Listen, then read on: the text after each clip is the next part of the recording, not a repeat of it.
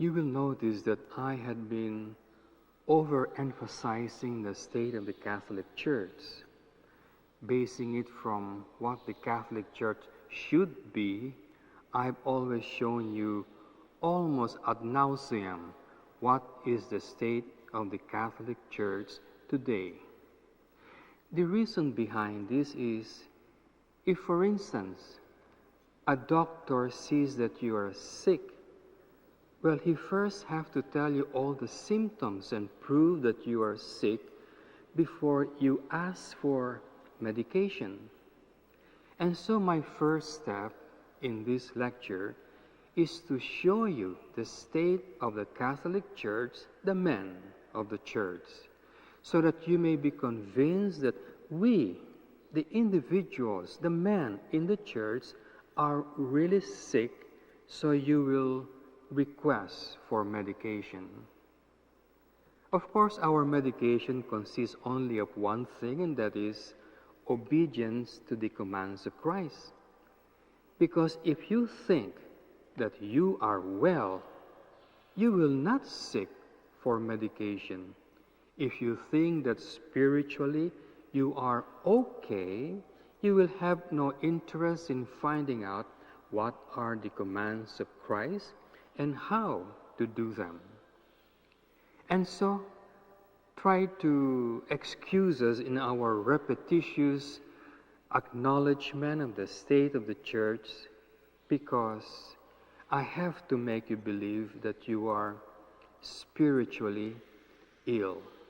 You must believe you have leprosy for you to raise your hand and reach out to Christ and say, Lord, if thou wilt, make me clean. In the past lectures, we have shown you three of the factors that prevent us from learning about God, Christ, and His commandments. And in the last lesson, we added one, and that is hard-headedness. All of these four are present to us today.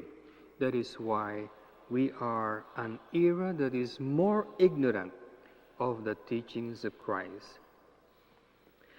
With Vatican II, thus there was a plan or curriculum made for seminaries. The new curriculum is supposed to renew or reform the seminaries, keeping in mind that it is the people who are coming from the seminaries who are supposed to lead the lay people. And the lay people, especially the Christian family, is only as good as the bishop and the priest who are leading us. Well, anyway, a document was made, except that it was in a very general form, to the point that Father Gianola, in the Bishop's Synod in 1990, described the curriculum as lacking in concrete ways. There was a poverty in a specific programs, meaning to say it was so general that you cannot put it into practice as a curriculum. Well, that program has been published and sent to all seminaries. And it was at this point that Sister Katharina Schutz tried to see whether the program would renew seminaries. It was a 10-year studies. And she noticed that the reform of the seminaries had always met with grave problems. In other words, no matter what they did, they could not reform or renew the seminaries. And so what happened was, during the 10-year study, they had so much problems in the sense that the seminaries refused to adapt the new curriculum. Now, that is quite a heartful tragedy that has happened, to the point that in America they said no seminary adapted the curriculum. No seminary wanted it. They all rejected it because they had to give up so much of their nice life. The bishops of the states, when they found out they could not impose the curriculum on seminaries, had to build an entirely new seminary, entirely new, in order to try the curriculum. This is the St. Gregory the Great Seminary, St. Gregory the Great, a Pope, in Denver, and it was supposed to try the new curriculum. Now that is how hard-headed seminarians are, and probably the head of those seminaries. We should have no problem about improving our seminaries. Many fathers of the council have reminded us to put together scriptures and tradition. And there are many documents issued by Vatican to bring back the fathers of the church. Like, for instance, the Congregation for Catholic Education, that's an office in Rome, who is in charge of directing the curriculum of seminaries and Catholic universities, had already commanded us to study the fathers of the church. The Pope had issued also letters like the Optatam Totius Ecclesia Renovationem. It was a new way of renewing the training of Catholic priests in the seminary. And there he expressed clearly that the training of priests, as envisioned in the Council of Trent, should be continued. Now imagine the Council of Trent was in the 1543, and they have not done the renewal in seminary training from that time up to the present, to the point that the Pope had to say the training of the priests adopted in the Council of Trent should be continued and has to be done right now. You know, the provisions in the Council of Trent was so good that they did not need to hold another council for 300 years. That is how good they were. Except when the bishops began to disperse themselves and started to implement the program, they were not able to do much either. It is described that in the Council of Toledo in Spain, when they were trying to discuss how to implement the renewal in the seminaries, they ended up speaking more about bullfights. In other words, they were declaring that Catholics are not supposed to attend bullfights, and the toreadores, of course, objected, and it was restored that bullfights can continue, and then religious were forbidden to attend bullfights, and bullfights should be held during weekdays and not during Sundays. It seems they forgot about the seminaries in their concern for bullfights. And so I would like to show you, therefore, the defect that is found in the members of the Catholic Church who has no faith.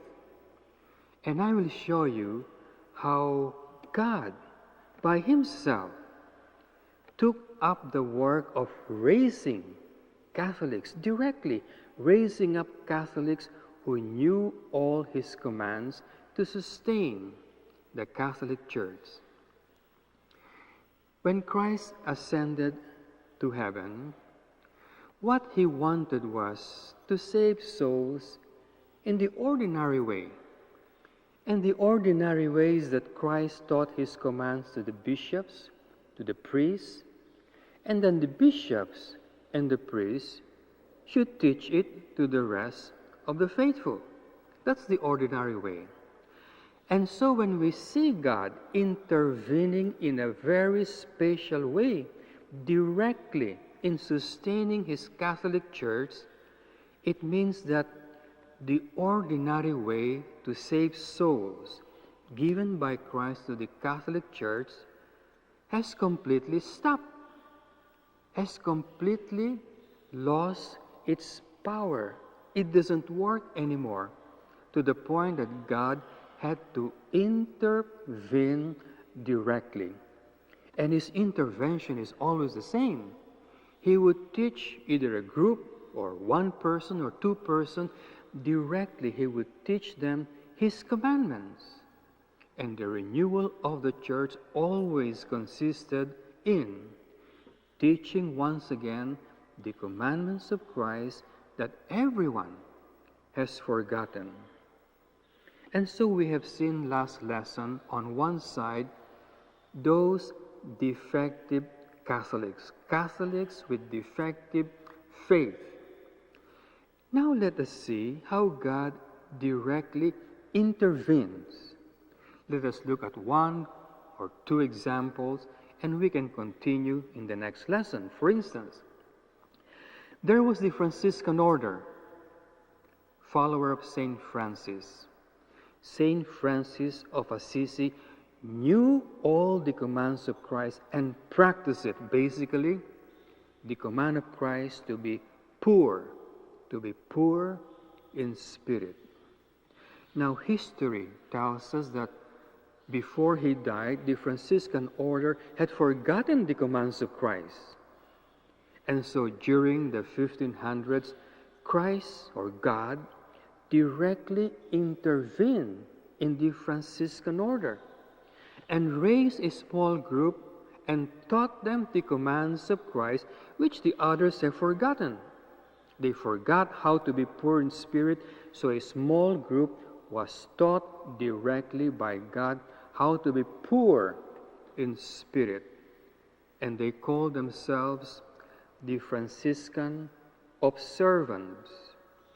And the sign that this was the right way of doing things is that, every time there is a renewal and God raised an order like the Observants, they are terribly persecuted.